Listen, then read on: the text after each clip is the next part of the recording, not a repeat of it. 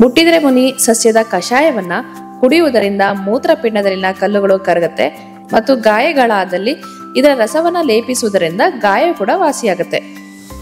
ಎಲ್ಲರಿಗೂ ನಮಸ್ಕಾರ. ನಮ್ಮ ಪ್ರಜಾಪತಿ ಚಾನೆಲ್ಗೆ ಸ್ವಾಗತ.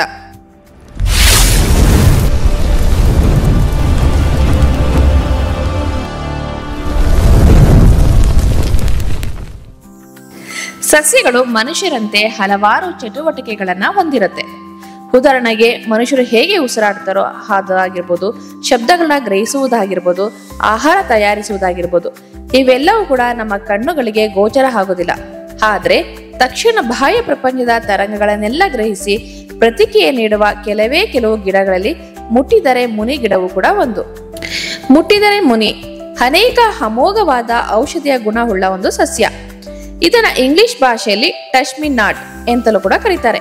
ಹಾಗೂ ಕೆಲವೊಂದು ಕಡೆಗಳಲ್ಲಿ ನಾಚಿಕೆ ಗಿಡ ಅಂತಲೂ ಕೂಡ ಇದನ್ನ ಕರೀತಾರೆ. ಈ ಗಿಡದ ಎಲೆಗಳು ಮುಟ್ಟಿದರೆ ಮುದುಡಿಕೊಳ್ಳುವುದು ಒಂದು ನೈಸರ್ಗಿಕ ಪ್ರಕ್ರಿಯೆ ಹಾಗೂ ಆತ್ಮ ರಕ್ಷಣಾ ತಂತ್ರ. ಈ ಗಿಡದ ಎಲೆಗಳಲ್ಲಿ ತುಂಬಾ ಸೂಕ್ಷ್ಮ ಜೀವಕೋಶಗಳಿರುತ್ತೆ. ಇದು ಹುಳು ಹುಪ್ಪಟೆಗಳಿಂದ ಹಾಗೂ ಮೇಯಲು ಬರುವ ದನ ಕರುಗಳಿಂದ ತನ್ನನ್ನು ತಾನು ಸಂರಕ್ಷಿಸಿಕೊಳ್ಳಲು ಎಲೆಗಳನ್ನ ಮುದುಡಿಕೊಳ್ಳುತ್ತೆ. ಮುಟ್ಟಿದರೆ ಮುನಿ ಗಿಡವು ಬಹುಶಃ ಎಲ್ಲರಿಗೂ ಗೊತ್ತಿರುವಂತಹ ಗಿಡ. ಚಿಕ್ಕ ಮಕ್ಕಳು ಈ ಗಿಡದ ಜೊತೆ ಆಟ ಆಡಲು ತುಂಬಾ ಇಷ್ಟಪಡ್ತಾರೆ. ಈ ಗಿಡದ ಎಲೆಗಳು ಮುಟ್ಟಿದ್ರೆ ಮುದುಡಿಕೊಳ್ಳುತ್ತೆ. ಮಕ್ಕಳಿಂದ ಹಿಡಿದು ದೊಡ್ಡವರವರೆಗೆ ಇದು ಕುತೂಹಲದ ಕಣಜವಾಗಿದೆ. ಈ ಗಿಡದಲ್ಲಿ ತಿಳಿ ತೇರಳೆ ಬಣ್ಣದ ಹೂವುಗಳು ಬಿಡುತ್ತೆ. ಈ ಸಸ್ಯ ಪ್ರಾಣಿಗಳಿಗೆ ಉತ್ತಮವಾದ ಮೇವು ಆಗಿದೆ. ಇದರ ಎಲ್ಲಾ ಭಾಗಗಳು ಔಷಧಿಯ ಗುಣಗಳನ್ನ ಹೊಂದಿರುತ್ತೆ. ಈ ಎಲೆಗಳನ್ನ ನೀರಿನಲ್ಲಿ ಕುದಿಸಿ ಕಷಾಯ ಮಾಡಿ ಕುಡಿಯುವುದರಿಂದ ಮನೋಶಕ್ತಿ ವೃದ್ಧಿ ಆಗುತ್ತೆ. ಮುಟ್ಟಿದರೆ ಮುನಿ ಸಸ್ಯದ ರಸವನ್ನ 1 ರಿಂದ 3 ಚಮಚದಷ್ಟು ಎಳನೀರಿನೊಂದಿಗೆ ಸೇವಿಸುವುದರಿಂದ ಕೆಮ್ಮು ಅಥವಾ ಶ್ವಾಸಕೋಶ ಸಂಬಂಧಿಸಿದ ಕಾಯಿಲೆಗಳು ನಿವಾರಣೆ ಆಗುತ್ತೆ. ಇದರ ಎಲೆ ಒಣಗಿಸಿದ ಪುಡಿ ಮಾಡಿ ನೀರಿನ ಜೊತೆ ಸೇವಿಸುವುದರಿಂದ ಮೂಲವ್ಯಾಧಿ ಸಮಸ್ಯೆ ನಿವಾರಣೆ ಆಗುತ್ತೆ.